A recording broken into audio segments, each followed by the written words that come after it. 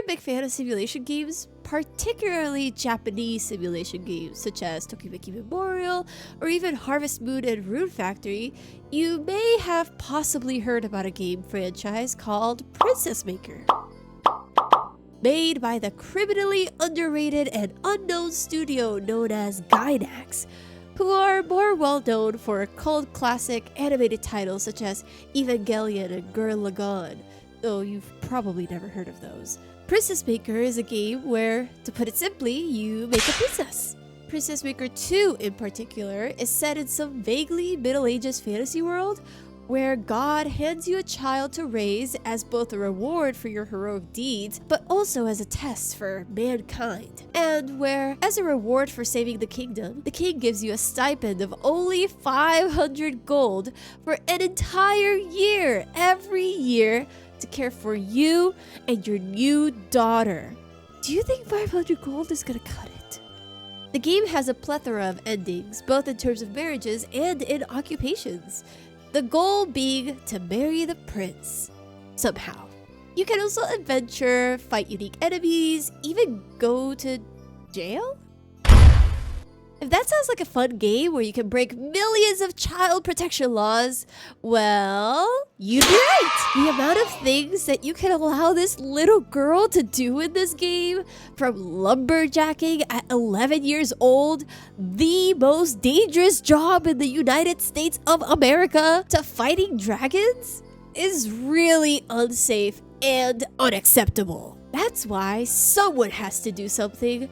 Someone needs to put their foot down and show them that you can make a princess, all while following the child labor laws in the good old US of A. Wait, isn't that bad? Didn't we make all of these laws because we don't want to mod? I put my foot down and decided that someone was me. I couldn't just play the game like a normal person. I had to play it like an insane person and do a challenge run. I will break down the rules for this challenge. My playthrough will be constrained by the guidelines provided by the Department of Labor for employing minors to the best of my abilities. And I will also limit things that are inappropriate for children outside of that as well. For example, I won't let her hold any weapon. We are also unable to control the specific amount of hours that our daughter works for, so I will be unable to fit that aspect within guidelines. However, I won't allow her to do any work that isn't church or housekeeping all month without a break of some sort, either as time off, errantry, or the latter mentioned activities. Unless it is June, July, or August, the usual summer vacation period in the US. Immediately, I knew that this would be difficult for a couple of reasons. First, money would be tight. And this is because not only are the best early game jobs locked out for us, most of the jobs will be cut until she turns 16. Our daughter, whose official name is Olive, is only able to work as a babysitter, doing church work, or housework until she is 12 when she is able to hunt. However, as a babysitter, you only make 4 gold a day when you're successful. Church work only pays 1 gold a day, and housework pays nothing. When she is 12, she can hunt.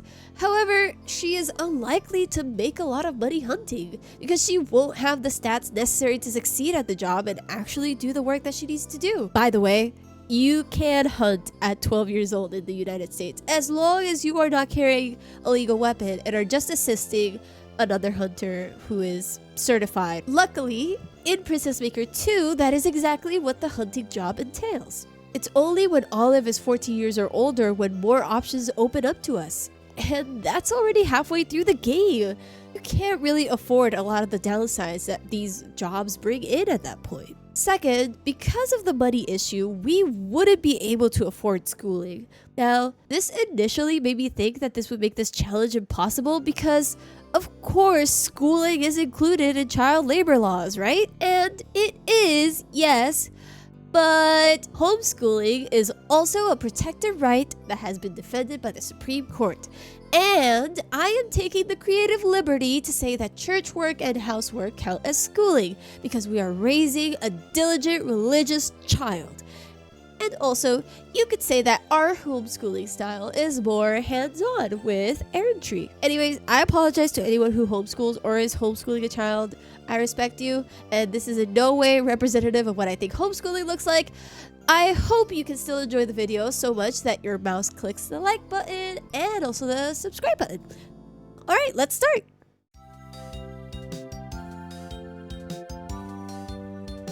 Now it's time to make our daughter.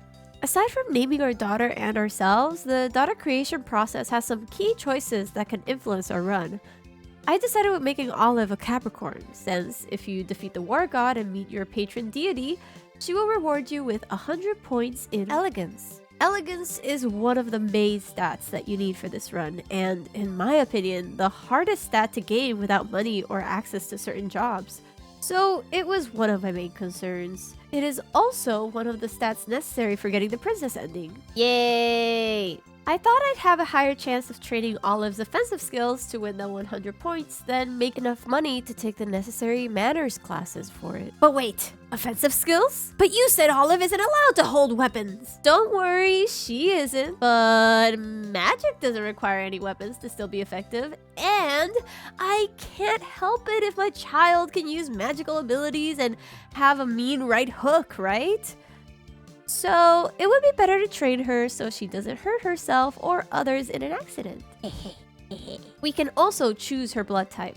I made a critical mistake here because I had looked up blood type information and accidentally read a Princess Maker 1 guide for it. In Princess Maker 1, blood types affect combat, and in that game she would have had higher accuracy and stable damage with blood type O. However, I learned later on that in Princess Maker 2, blood type affects general stats, and blood type O does nothing. Absolutely nothing. If I could do this over again, I'd pick type B, which lowers stress by 2 points every month. Or maybe even AB, which raises sensitivity by 2 points every month. Also, every January 31st, we must speak to a certain young military officer who makes you promise to meet them again next year. For some reason, this is required to reach the princess ending, but I don't really know what that's about. Anyways, aside from that, this year looks pretty similar from month to month. Every month, I talk to my daughter, do a mixture of housework, babysitting, church work, and time off, and slowly try to raise the skills that Olive needs to succeed. Succeed in a competition at least! You see, this country holds a harvest festival for the entire month of October. It means we can't do any stat grinding that month, since we can only rest or attend one of 4 competitions. However, getting first place in these competitions gives us a fair bit of cash and a cool, useful item. So, in order to escape this impoverished life and marry into the royal family, Olive will have to win these nearly every year. I found the cooking contest to be the easiest to focus on with our restrictions, since housework will raise the cooking skill the most. The sensitivity stat is also important though, and housework actually lowers it. So in order to strike a balance, we will need to do babysitting, which will raise sensitivity. Winning the cooking contest will also give us the paradise egg, which if we let hatch, will gain us 100 points of sensitivity, which will be very useful later for errantry, winning the art contest, among other things. However, if you eat this tasty egg, you will gain 50 points of stamina. Stamina functions as Olive's HP both in battle and also in allowing her to work longer without needing as many breaks, as you can safely accumulate stress without making Olive sick or a delinquent. We can't do any of the things that would gain stamina yet, so that's what I'm aiming for. Throughout the year, we ran into our first unexpected event that I was unprepared for. The demon PD Carl showed up at our door, because morality was Olive's highest stat, thanks to her church work. In exchange for her morality, he offers us money. As you already know, we're pretty low on that, so I needed to think on this. Would selling my daughter's morality to a demon be a federally protected right under the United States Constitution? I consulted with my chat, and they voted yes. I checked the Constitution, and there's some kind of line that talks about freedom of religion or something. So everything pointed to a yes. But ultimately, I decided against it because I don't think trading my child's stats for money would fall under freedom of religion. I mean, she can't consent to that, and it could negatively impact her for the rest of her life. Definitely feel like CPS would get involved at that point. So we said no and sent him on his way. Other than that, Olive got sick for a little bit due to her low stamina, but we did get our yearly 500 gold stipend. And for the Harvest Festival, we lost. Which means we only have about this much gold to work with for most of next year. Since someone is barely making enough to cover her meal expenses. And we don't get the paradise egg. Also, she ran away immediately afterwards for the whole month. This happens where her sensitivity is too high. Yeah, parenting is going great. We do catch the interest of the kitchen demon though, who praises Olive's housekeeping skills and gives her a boost of 3 points to her cooking stat. I guess not all demons are bad. Though, you could have come a month or two earlier, you know. All in all, this year was rough. Looking back on it, I definitely should have paid more money for meals at the restaurant or something so that we could get a little bit of stamina. That would allow Olive to work more at babysitting, but also prevent her from getting sick. But now, it's December 31st, so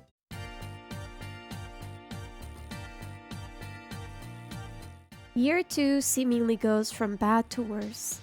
Immediately, we start the year sick, a pattern which continues throughout the year. We're able to buy her a little birthday present at least, to cheer her up from spending her birthday in bed. But we are also too poor for winter clothing, so she suffers from the cold and gets her stamina lowered during winter as well. At least we get to talk to the young military officer, right? This year progresses much of the same way as last year, in terms of work at least. Though with many more sick months and low progression in terms of stats. And money for that matter. We don't really have any new jobs that we can work at yet, so it's the same cycle as the first year. I keep having trouble with Olive getting sick, and I am really feeling the pain of having low stamina. She gets sick so often that not only do we fall short of the stats we need to secure the cooking contest win, she actually ends up sick during the festival itself, which from my understanding gives us a penalty on her performance. By the end of the year, I decide to reload a previous save in order to make sure Olive doesn't get sick during the festival, and thanks to that we managed to get 3rd place again. I start realizing that I have to switch her to a hearty diet, even if it is 80 gold, and therefore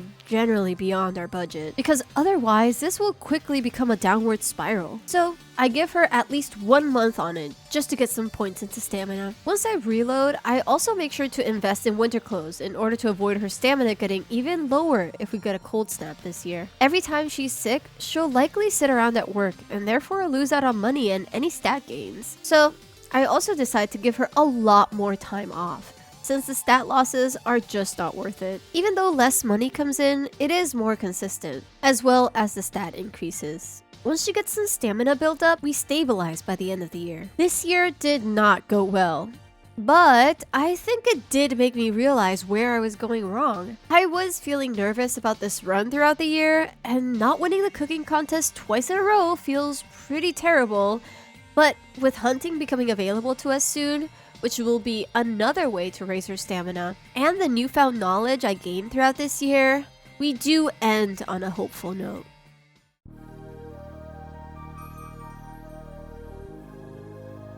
This year, we start off well. We buy Olive a birthday present, talk to the young military officer, and the rest of the year, she's working well. I mainly have her focus on sensitivity, so she's working at babysitting, since we need to win the cooking contest this year. Thanks to just a little bit of stamina we've gained, she's able to work consistently and cover her meal expenses, and also even make a little extra money. I also have her do a little bit of hunting work in the summer to raise her stamina. Hunting as a job utilizes the intelligence stat in order to do well, and so far her education has been in more, let's say, homemaking related skills. So she can't succeed at hunting at all, though I don't exactly appreciate his comments. Still, it is essentially a free way to raise her stamina in exchange for some stress, so I find it valuable regardless. We also buy her a summer dress, which avoids heat exhaustion in the summer, if there's a heat wave at least. The heat wave mechanically functions the same as the winter cold snap. Thankfully, it means we avoid lowering her stamina. and soon it turns to fall. Once October comes around, I look at our stats and feel like we have enough to win. However, we get 3rd place. I decide to reload my save since we really can't continue on like this. You see, the contest points are decided via RNG, based on your actual stats of course. So you can get a high roll or a low roll. I feel that were we to get a high roll, we could win 1st place. It takes me about 7 reloads, but finally we win 1st place. If we never saved after the result, that means we basically time traveled Back to the Future style and not Steins Gate style time travel, meaning none of those things happened and we are still on the one and only true successful time. What was I just talking about? Alright, we got 1st place on our very first try. We immediately eat the paradise egg, and with our newfound riches, I immediately enroll Olive into classes. I enroll her into manners classes to start raising elegance and also decorum. Decorum allows her to talk to different people at the palace, which raises your connections. If you raise this, you can get discounts at the shops, and you can befriend the minister. He is the judge for the dance party, and he will give Olive a large boost in points if they are friends, which will be very useful later. Decorum also raises Olive's social reputation, which isn't very useful for now. We are also visited by the traveling trader. This is important because he sells the Venus necklace. I mentioned earlier how elegance was my main concern, right? Well, this item will give Olive 20 points in glamour and elegance. Not only that, but she will be blessed with elegance, glamour, and sensitivity equal to her age on her birthday, as long as we have this item. For example, if she turns 13, she'll get 13 points in each stat, and so on each year. That means if we buy this now, we will get 83 points for each of those stats by the time she's 18. That, alongside with the 100 points from our patron deity later, and we'll have most of our elegance points covered just in time to marry the prince, barring any stat losses of course. We also have Olive start learning magic as well, so we can begin going out on errantry and move towards our goal. Wait, scratch that. Once year 4 happened, I forgot to speak with the young military officer, so I immediately reloaded my save and we had Olive study art instead of magic for our future art contest win. Never mind. Overall, I'm starting to get my footing here, which is good since we're about to enter the halfway point through our run.